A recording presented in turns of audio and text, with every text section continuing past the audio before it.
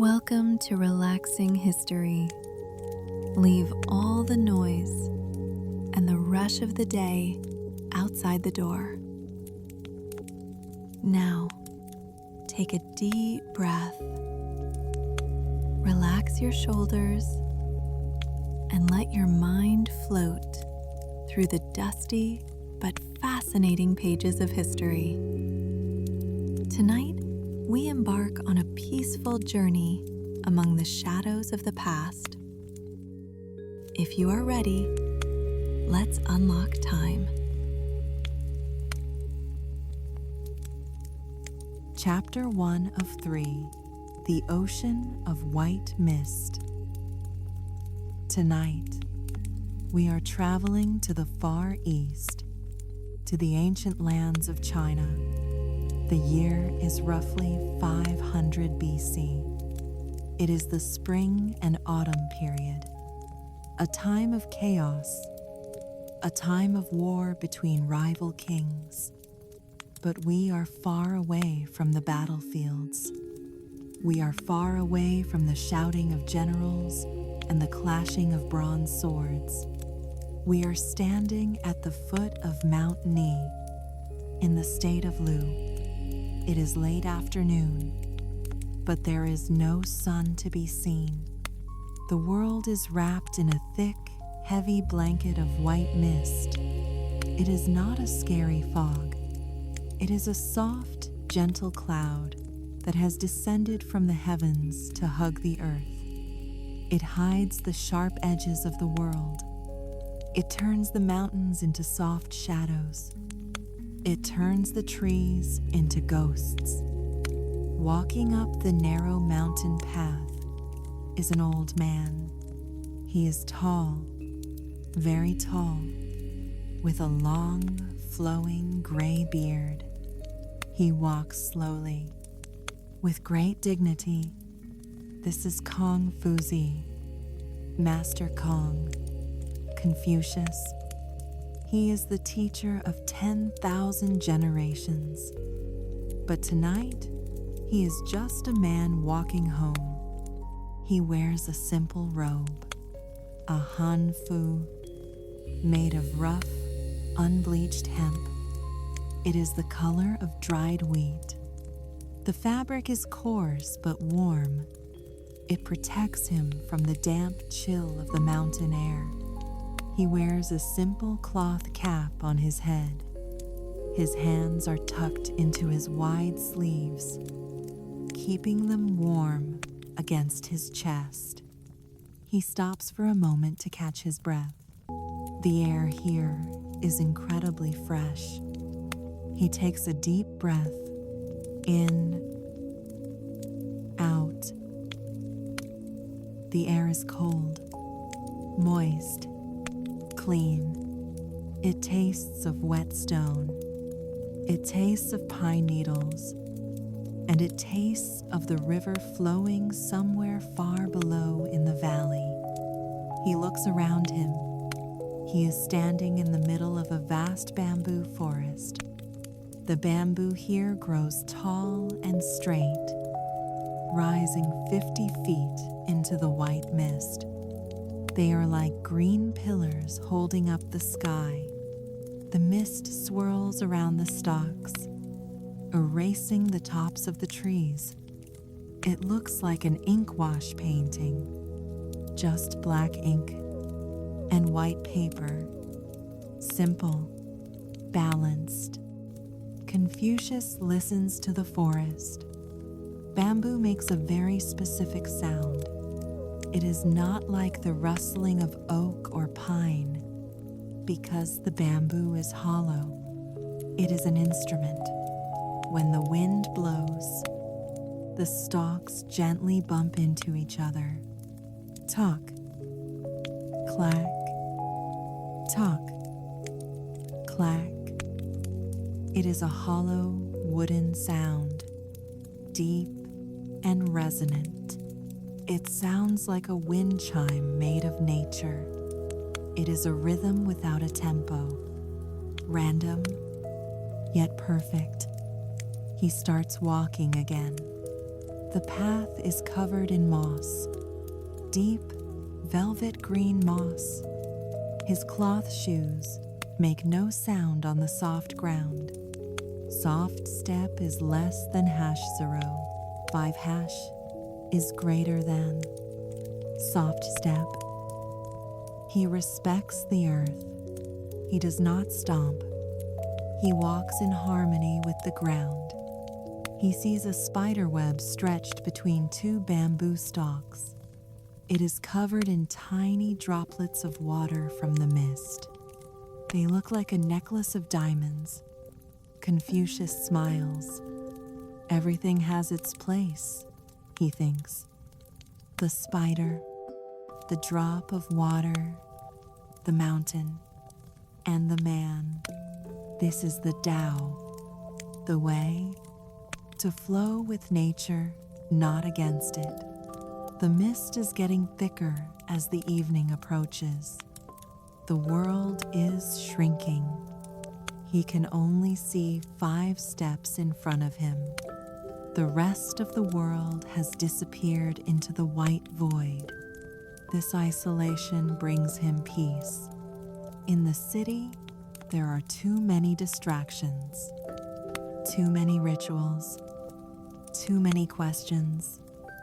Here, in the white cloud, there is only the now. He sees a shape emerging from the fog ahead, a simple structure, a small hut.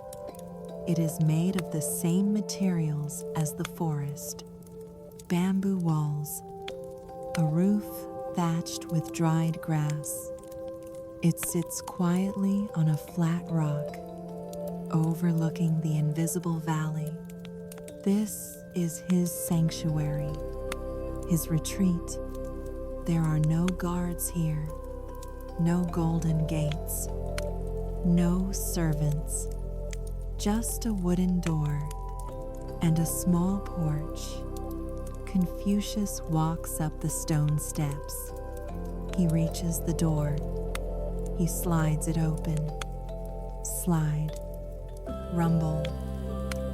The door moves on a wooden track. He steps inside. The air inside is dry, still. It smells of old books.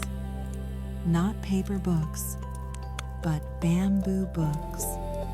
It smells of dried herbs and faint incense. He turns and slides the door shut. Slide.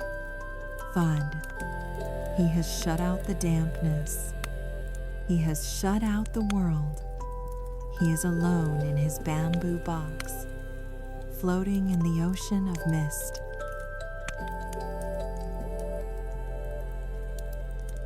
Chapter 2 of 3. The grinding of ink and the song of bamboo. Confucius stands inside his simple home. The door is closed against the mist. The room is dim. The only light comes from the gray fog pressing against the rice paper window screens. It is time to bring light to the room. Not a blinding light, but a gentle, guiding light. He moves to a low wooden table in the center of the room. On the table sits a bronze oil lamp. It is shaped like a phoenix, simple and elegant. He strikes a flint. Click. Spark. He lights a small piece of tinder and touches it to the wick of the lamp. The oil sizzles softly. Suss. And then a small flame blossoms, yellow and orange. It pushes back the shadows, creating a warm, golden circle around the table. Confucius kneels down. He does not sit on a chair. In this time, men sit on the floor, on woven mats. He lowers himself slowly, keeping his back straight. His movements are graceful, practiced. He sits on a Shi, a mat woven from dried reeds. It is firm. It connects him to the earth. He rests his hands on his knees, feeling the rough texture of his hemp robe. He looks at the objects on his desk. They are few, but they are precious. There is no clutter here. Order in the room brings order to the mind, he thinks. He reaches for a small bronze brazier near his feet. It is filled with charcoal. He uses a pair of iron tongs to adjust the coals. Clink, scrape. He adds a fresh piece of charcoal. It glows red, radiating a dry, focused heat. He holds his hands over the brazier for a moment. His long, thin fingers absorb the warmth. The stiffness of the mountain air leaves his joints. Now, it is time for the evening study. He reaches for a scroll, but this is not a scroll of paper. Paper is a luxury of the future. This is a jiance, a bamboo slip scroll. It is made of dozens of thin, vertical strips of bamboo, tied together with strong silk cord. It is heavy, solid. Confucius picks it up. It makes a sound like a handful of wooden bones. Rattle, clack. He places it on the table. He begins to unroll it. Clack, clack, clack. The sound is rhythmic, wooden, ancient. Each strip of bamboo hits the table with a soft tap. It is the sound of knowledge. He looks at the vertical columns of characters painted on the wood. The Book of Odes, ancient poems. He runs his finger down a strip of bamboo. The wood is polished, smooth by years of handling. It feels cool and sleek like jade. He decides to write a thought, a reflection on the day. He prepares his tools, the 4 treasures of the study: the brush, the ink, the paper or bamboo, and the inkstone. He picks up a small ceramic pitcher. He pours a single, tiny drop of water onto the inkstone. The inkstone is made of heavy, black slate, cold and dark. He picks up the ink stick, a solid block of dried pine soot and glue. He dips the stick into the water drop and begins to grind, grind, grind. He moves the stick in a slow circle. The stone is rough. The stick is hard. The friction creates a sound, a low, scratching whisper. Shh, shh, shh, shh. This is not a chore. This is a meditation. You cannot rush the ink. If you rush, the ink will be too thin or too bubbly. You must be patient. You must be steady. Confucius watches the water turn black, darker and darker. The smell of the ink rises up. It is a sharp, earthy smell, the smell of pine forests and burnt wood. It clears the mind. He grinds for a long time. His breathing matches the rhythm of his hand. Circle, circle. The world outside ceases to exist. There is only the stone and the ink. Finally, it is ready. The ink is thick and glossy. like liquid obsidian. He places the ink stick down. Click. He picks up his brush. The handle is made of spotted bamboo. The tip is made of soft goat hair. He dips the brush into the ink. The white hairs drink the black liquid. He holds the brush vertically. His wrist is loose. He hovers over a blank strip of bamboo. He touches the wood. He writes one character, then another. Ren, benevolence. Yi, righteousness. The brush moves silently, dancing on the wood, leaving a trail of wet, black shine. He works for a while. The silence of the hut is broken only by the clack of the scroll and the tap of the brush. He feels a deep sense of satisfaction. To learn and to practice what you learn. Is this not a pleasure? He cleans his brush. He rolls up the scroll. Clack, clack, rattle. He ties the silk cord. He places the book back on the shelf. The work is done. The mind is emptied. He reaches for the iron kettle sitting on the brazier. It has been heating quietly. Steam is rising from the spout, curling into the air like a white dragon. He pours the water into a simple clay cup. Splash. There are no tea leaves tonight, just water. Bai Kai Shui. Plain, hot water. He holds the cup in both hands. He blows on the steam. Whoosh. He takes a sip. The water is hot, pure. It has no flavor, and yet it tastes sweet. It warms his throat. It warms his stomach. It is the most basic element of life. Water, heat, peace. He sits there, holding the warm cup. He listens to the world outside. The mist has dampened all sound, but occasionally he hears the bamboo forest shifting. Tok, tok. A hollow knock in the distance. Maybe a deer passing through? Maybe the wind? It doesn't matter.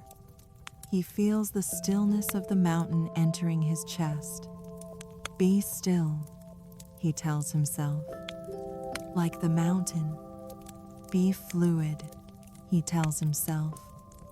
Like the water. Be empty, he tells himself. Like the bamboo. The heat from the brazier is fading slightly. The coals are turning ash gray. The oil in the lamp is getting low. The shadows in the corners of the room are growing longer, soft and fuzzy. Confucius feels his eyes relaxing. The strain of reading the small characters is gone. He places the empty cup on the table. Clink. He rubs his knees.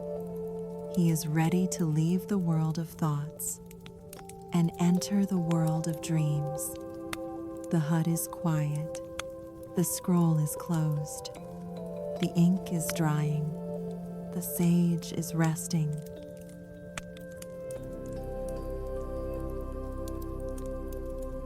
Chapter 3 of 3.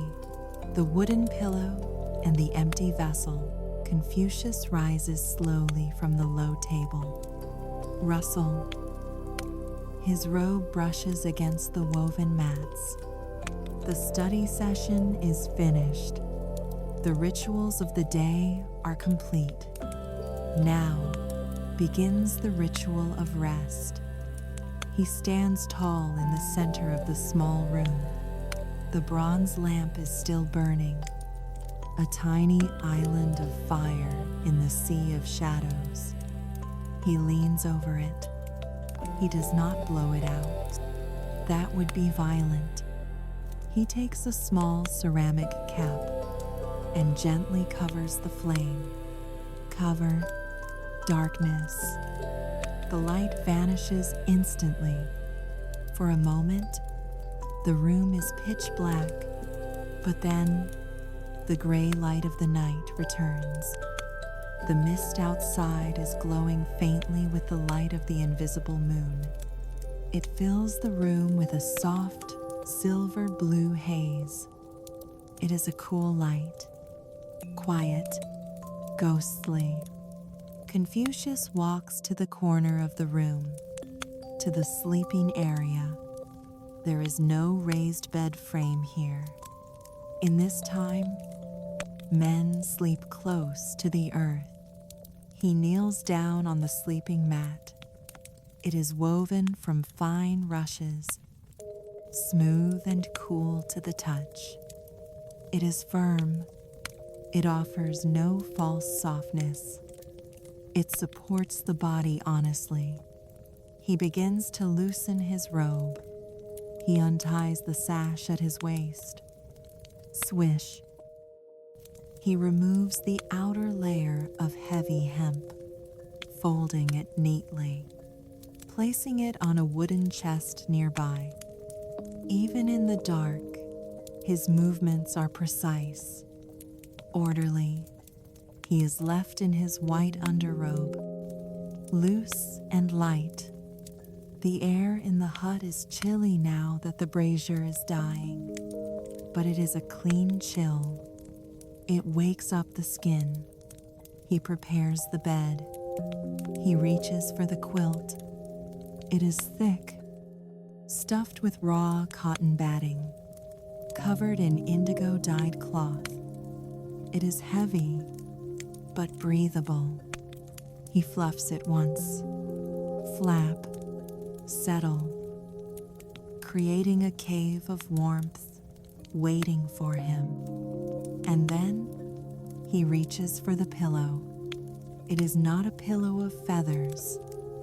It is not a pillow of wool. It is a block of wood, polished cypress wood, carved into a gentle curve.